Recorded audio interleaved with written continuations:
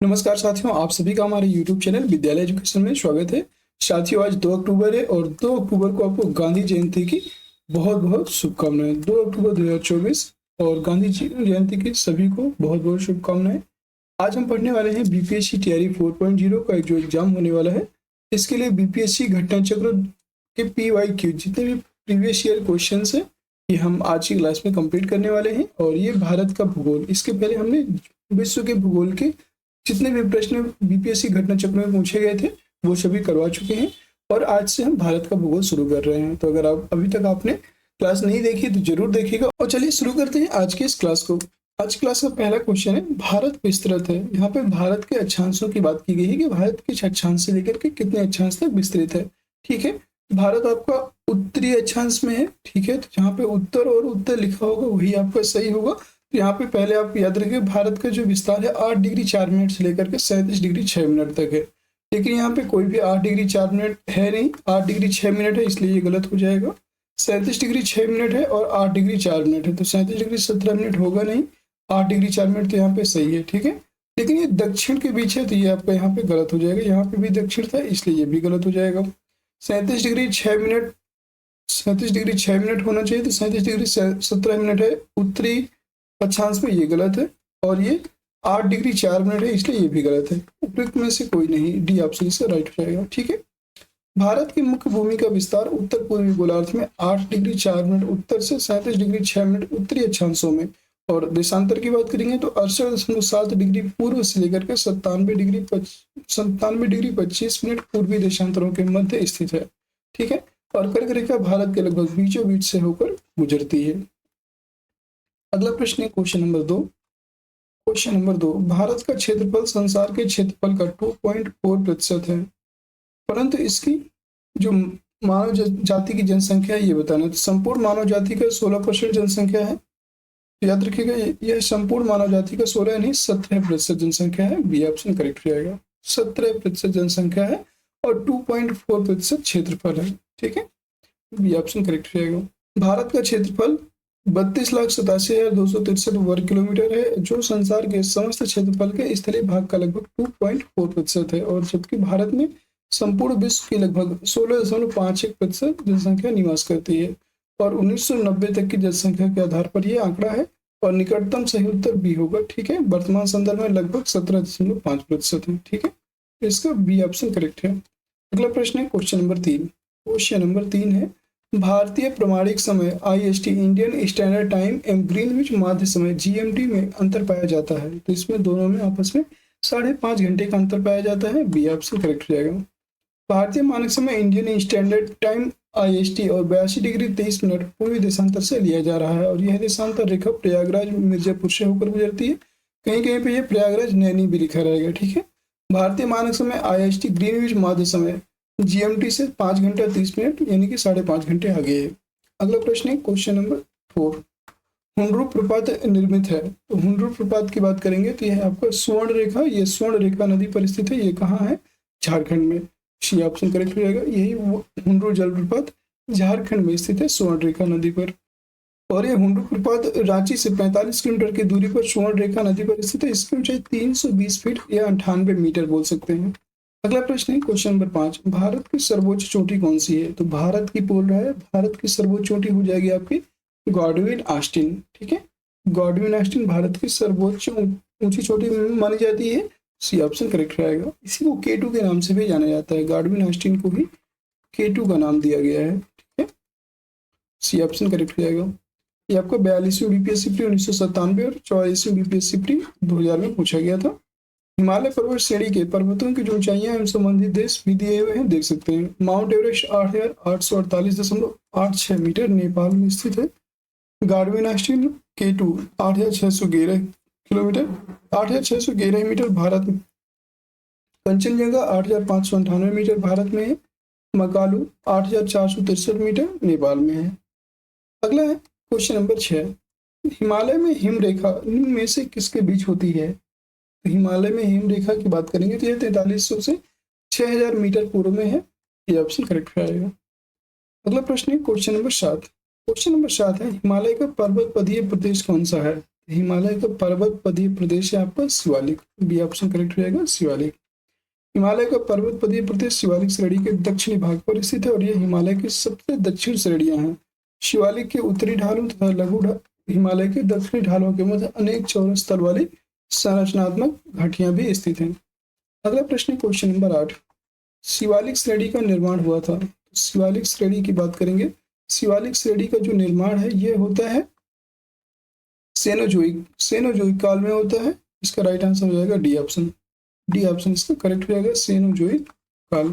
ठीक है, अगला प्रश्न क्वेश्चन नंबर 9, क्वेश्चन नंबर 9 है आपका भारत के अतिरिक्त प्रायद्वीपीय पर्वत निर्मित हुए थे। क्वेश्चन नंबर 9 है, बताना है तो भारत के अतिरिक्त जो प्रायद्वीपीय पर्वत है यह सेनोजोइक महाकाल में निर्मित हुए। डी ऑप्शन करेक्ट हो जाएगा। यहाँ पे 41वें बीपीएससी 1996 में पूछा गया। छोटा नागपुर पठार, छोटा नागपुर पठार है एक अग्रगंभीर, यस यह एक अग्रगंभीर पठार है, ये ऑप्शन करेक्ट हो जाएगा।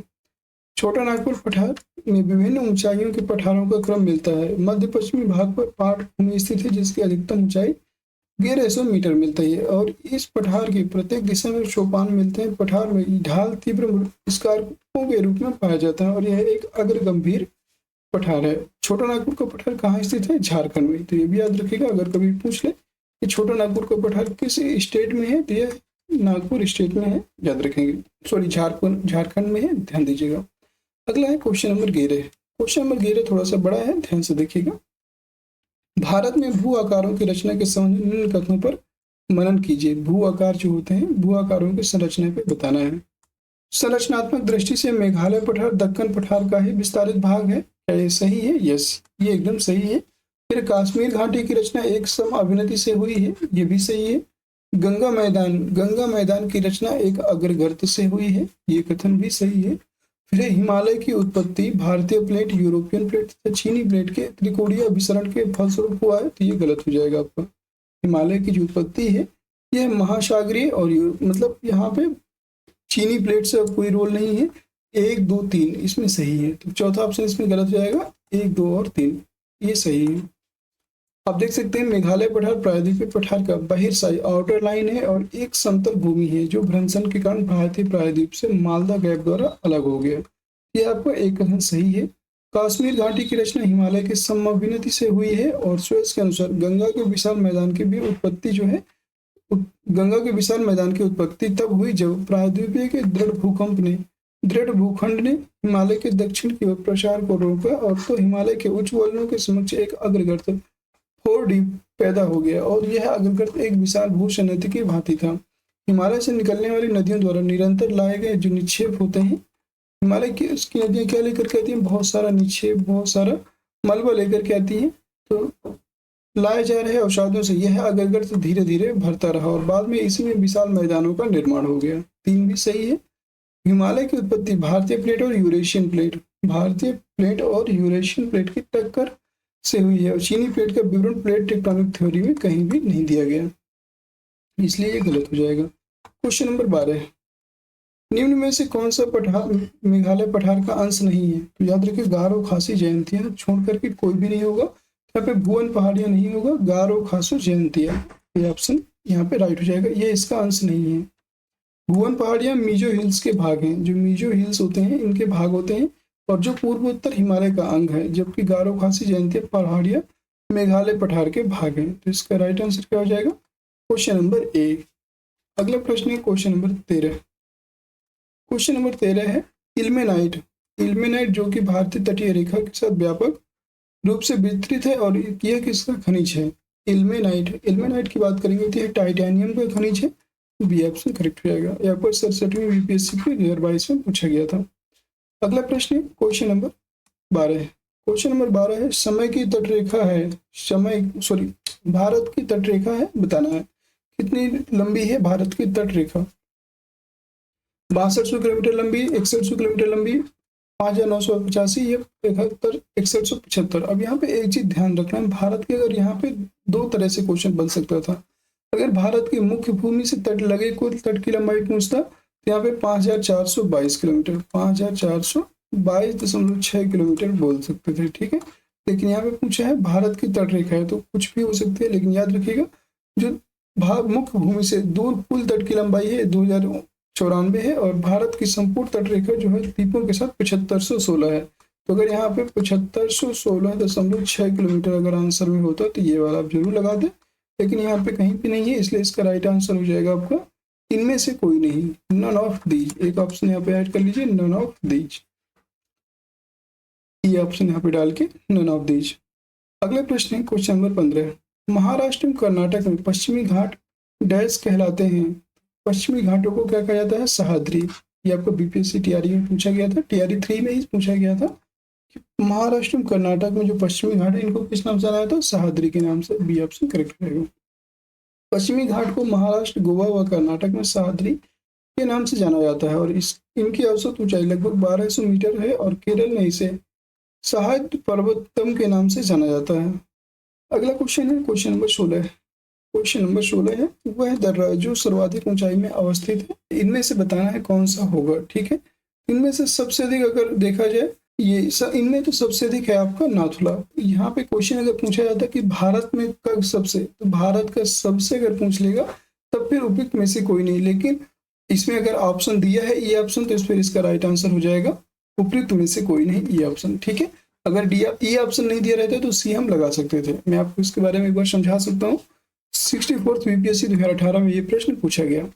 दिए गए विकल्पों में नाथुला की सर्वाधिक ऊंचाई अवस्थित है। आप देख सकते हैं जो नाथुला दर्रा है यहाँ पे सबसे ऊंचा है, लेकिन यहाँ पे ये ऑप्शन दे करके गुमराह किया गया है कि सबसे ऊंचाई भारत की। तो भारत का सर्वाधिक ऊंचाई में देखेंगे तो नाथुला की ऊंचाई है 14,450 फीट यानी कि 4,400 मीटर, और जोशीला की ऊंचाई है 11,578 फीट यानी कि रोहतांग दर्रे की ऊंचाई है 13,044 फीट जो कि 13,978 मीटर है, और खैबर दर्रे की ऊंचाई है 3,510 फीट। परंतु भारत का सर्वाधिक ऊंचाई में अवस्थित दर्रा यांगजी दीवान है। यांगजी दीवान सर्वाधिक ऊंचाई पर स्थित दर्रा है, और इसकी जो ऊंचाई है 5,890 मीटर है। ठीक है, और ये विकल्प आपका है नहीं, इसलिए इसका राइट आंसर ई हो गया। ठीक है, अगला प्रश्न है question number 17। Question number 17, Lakshadweep टापू अवस्थित है। लक्षद्वीप टापू अवस्थित है, यह आपका दक्षिण पश्चिम भारत में स्थित है। ये ऑप्शन करेक्ट रहेगा, दक्षिण पश्चिम। जैसे आप देखेंगे, मान लीजिए ये आपका गुजरात वाला हिस्सा है और ये आपका कुछ इस तरह से भारत है। ठीक है, तो दक्षिण पश्चिम यहाँ पे आपका क्या है? लक्षद्वीप। यहाँ पे मतलब ये आपका लक्षद्वीप है। ठीक है, ये आपका लक्षद्वीप है, ऐसे लगा हुआ है इसकी स्थिति। अगला है क्वेश्चन नंबर 18। क्वेश्चन नंबर 18 है, द्वीपों का समूह लक्षद्वीप प्रवाल उत्पत्ति का है। याद रखेंगे यह है आपका प्रवाल उत्पत्ति का है, ये ऑप्शन करेक्ट हो जाएगा। प्रवाल उत्पत्ति या कोरल द्वीप के नाम से जाना जाता है। यह आपका प्रवाल द्वीप या कोरल द्वीप के नाम से भी जाना जाता है, ये ऑप्शन इसका राइट हो जाएगा। अगला प्रश्न है क्वेश्चन नंबर 19। लक्षद्वीप में कितने द्वीप हैं? लक्षद्वीप में टोटल 36 द्वीप हैं। याद रखेंगे यहाँ पे टोटल लक्षद्वीप में 36 द्वीप पाए जाते हैं, सी ऑप्शन करेक्ट रहेगा। अगला प्रश्न है क्वेश्चन नंबर 20। विदर्भ एक प्रादेशिक नाम है भारत में, और यह है कहाँ स्थित है? तो यह विदर्भ की बात करेंगे, विदर्भ महाराष्ट्र का अंग है। बी ऑप्शन करेक्ट रहेगा। विदर्भ महाराष्ट्र राज्य का उत्तर पूर्वी प्रादेशिक क्षेत्र है। अगला प्रश्न है क्वेश्चन नंबर 21। क्वेश्चन नंबर 21 है, सभी लोग ध्यान से देखिएगा, इंपॉर्टेंट प्रश्न होगा। क्वेश्चन नंबर 21, निम्नलिखित में से किस राज्य में सर्वाधिक क्षेत्र में वनों के अंतर्गत पाया जाता है? कौन सा ऐसा राज्य है जो सर्वाधिक क्षेत्र वनों के अंतर्गत पाया जाता है? वो है आपका Arunachal Pradesh, Itanagar. D option correct रहेगा। आपके 63वें बीपीएससी प्री 2017 में पूछा गया। अगला प्रश्न है, और सबसे अधिक अगर देखेंगे तो यहाँ पे कुल कुछ भौगोलिक क्षेत्र का प्रतिशत दिया हुआ है। जैसे मध्य प्रदेश की बात करेंगे 25.14% है, तो यहाँ पे प्रतिशत में नहीं है, लेकिन अगर संख्या में देखेंगे तो सबसे अधिक मतलब क्षेत्रफल के अनुसार सबसे अधिक जो वन क्षेत्र है ये आपका मध्य प्रदेश में है, और परसेंटेज में देखेंगे तो परसेंटेज में आपका अरुणाचल प्रदेश है। अगला प्रश्न है क्वेश्चन नंबर 22। निम्नलिखित किस पहाड़ी पर पूर्वी घाट पश्चिमी घाट से मिलता है? पूर्वी घाट पश्चिमी घाट से किस पहाड़ी पर मिलता है? ये आपका नीलगिरी की पहाड़ी पर मिलता है, सी ऑप्शन करेक्ट हो जाएगा। नीलगिरी पहाड़ी भारतीय प्रायद्वीप के पूर्वी घाट तथा पश्चिमी घाट के मिलन बिंदु पर स्थित है। नीलगिरी पहाड़ी को ब्लू माउंटेन भी कहा जाता है, और इसकी सर्वाधिक ऊंची चोटी को दोदला बेटा लगभग 2637 मीटर ऊंची है। अगला है 23 नंबर प्रश्न है, कन्याकुमारी से सटी पहाड़ियां कौन कौन सी हैं? कन्याकुमारी से सटी पहाड़ियों की बात की गई है। यहाँ पे कार्डेमम की पहाड़ियां हैं, और ये कहाँ स्थित है? तमिलनाडु। यह है आपका कार्डेमम की पहाड़ियां तमिलनाडु में स्थित है, ये भी आप याद रखेंगे। और ये कन्याकुमारी से लगी हुई है, तमिलनाडु। ठीक है, सी ऑप्शन करेक्ट रहेगा। पश्चिमी घाट पर्वत हिमालय के बाद भारत की दूसरी सबसे लंबी पर्वत श्रेणी है और इसकी लंबाई करीब 1500 किलोमीटर है।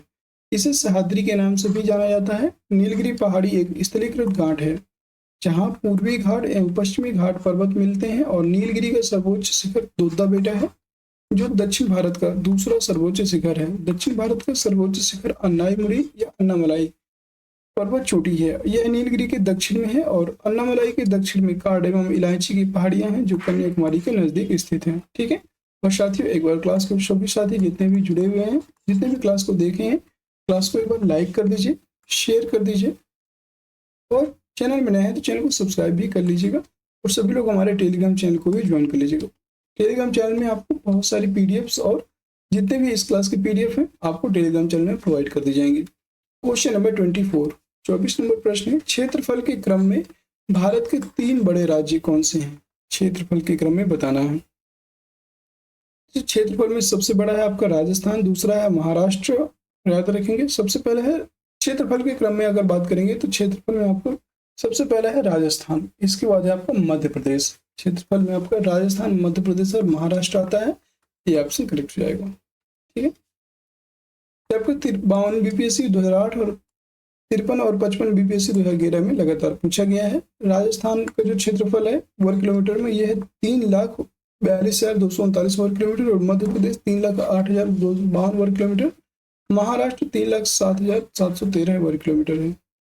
अगला क्वेश्चन है क्वेश्चन नंबर 25, भारत में जनसंख्या के अनुसार तीसरा एवं क्षेत्रफल में 12वां राज्य है। जनसंख्या के अनुसार तीसरा और क्षेत्रफल में 12वां राज्य आपका बिहार है। डी ऑप्शन करेक्ट हो जाएगा, बिहार। बिहार जनसंख्या की दृष्टि से भारत का तीसरा बड़ा राज्य तथा क्षेत्रफल की दृष्टि से 12वां बड़ा राज्य था। तेलंगाना के गठन के बाद क्षेत्रफल की दृष्टि से बिहार का 13वां स्थान हो गया था, परंतु जम्मू कश्मीर के पुनर्गठन के पश्चात बिहार का स्थान पुनः 12वां हो गया है।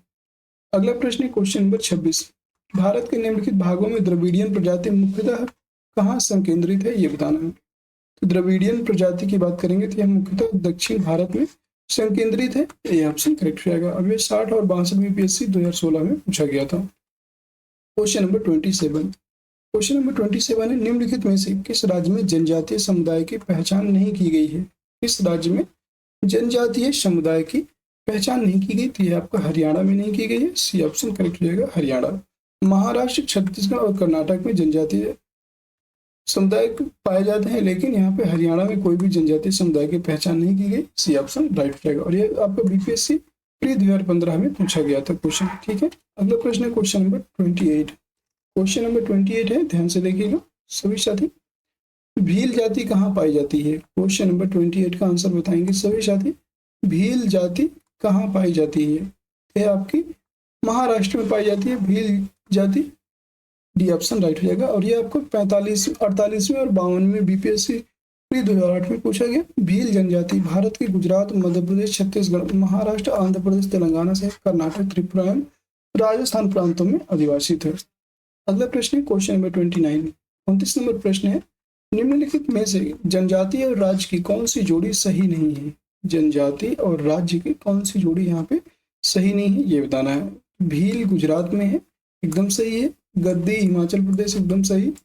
कोटा तमिलनाडु में है, ये भी सही है। टोडा आपका केरल में है, ये भी सही। टोडा आपका केरल में है, ये गलत है। ठीक है, यहाँ पे टोडा केरल में नहीं है, ये आप याद रखेंगे। डी ऑप्शन यहाँ पे सही नहीं है। आपका 65वें बीपीएससी प्री 2019 में एक क्वेश्चन पूछा गया था। टोडा की बात करेंगे तो टोडा आपकी तमिलनाडु में है। टोडा आपकी तमिलनाडु में है, ये भी आप याद रखिएगा। भील जनजाति आपकी गुजरात, कर्नाटक, मध्य प्रदेश और राजस्थान क्षेत्रों में पाई जाती है। गद्दी आपकी हिमाचल प्रदेश और जम्मू कश्मीर में पाया जाता है। कोटा आपकी तमिलनाडु और टोडा तमिलनाडु में अवस्थित है। अगला प्रश्न है क्वेश्चन नंबर 30, आज की क्लास का अंतिम प्रश्न, जिसका आंसर आप सभी लोग करेंगे और सभी लोग इसका आंसर कमेंट बॉक्स के माध्यम से एकदम एग्जैक्ट आंसर देने की कोशिश कीजिएगा। निम्नलिखित नगरों में अलकनंदा एवं भागीरथी कहाँ मिलकर गंगा नदी बनाती हैं? हरिद्वार, ऋषिकेश, रुद्रप्रयाग, देवप्रयाग। उपरोक्त में से कोई नहीं, उपरोक्त में से एक से अधिक। इसकी ट्रिक मैंने बहुत बार आपको बताई है। उम्मीद है अगर आपने क्लास की है तो आपने ये क्वेश्चन जरूर कर लेना है। ठीक है, और ये क्वेश्चन आपका 60 और 62 बीपीएससी 2016 में पूछा गया था। कैसी लगी आज की क्लास कमेंट सेक्शन के माध्यम से बताइएगा। क्लास अगर पसंद आई हो तो क्लास को लाइक कर दीजिएगा, सभी साथी शेयर कर दीजिएगा। चैनल बने हैं तो चैनल को सब्सक्राइब भी जरूर कर लीजिए ताकि आगे आने वाली सारी वीडियोज की नोटिफिकेशन आप सभी को मिल जाए। और आपकी कोई भी क्वेश्चन हो, कोई भी डाउट हो तो आप डायरेक्ट फोटो क्लिक करके आप टेलीग्राम चैनल पर भेज सकते हैं। और टेलीग्राम चैनल है इसका लिंक आपको वीडियो के डिस्क्रिप्शन में दिया हुआ है, या तो आप सर्च कर लीजिएगा विद्यालय एजुकेशन ऑफिशियल, वहां से टेलीग्राम चैनल का लिंक प्राप्त हो जाएगा।